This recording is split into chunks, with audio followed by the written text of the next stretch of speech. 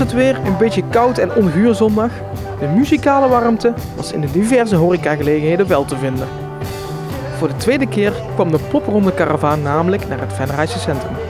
Nou, de Popronde is een rondreizend festival wat plaatsvindt in 41 steden dit jaar. We zitten nu in de 8e week. Venray is de laatste zondag van de 8e week. En we hebben nog 2 weken te gaan waar het nog in andere steden plaatsvindt.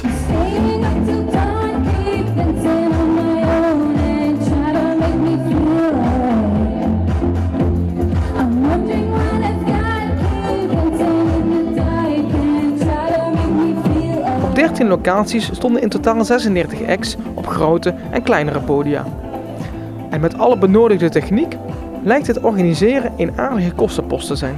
Nou, de locaties die meedoen, die hebben allemaal, die betalen allemaal mee aan de bands. Dus de bands die houden speciaal voor de Popronde hun gages heel laag.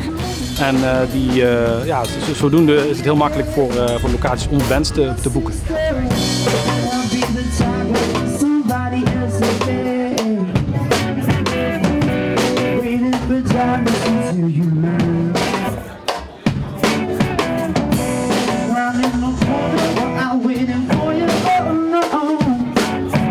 In de cafeetjes was het gezellig gevuld. En Gommans vermoedt dat het bezoekersaantal te vergelijken is met de eerste editie van vorig jaar.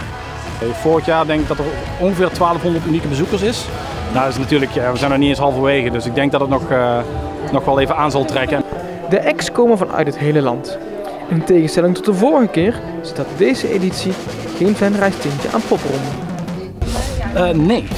Nee. Helaas deden er dit jaar vrij weinig bands uit Limburg mee. Maar ik moedig zeker aan alle bands uit Limburg die met de Popronde mee willen doen. Vanaf 1 december is het weer mogelijk om je in te schrijven voor volgend jaar. Dat zou ik zeker niet laten.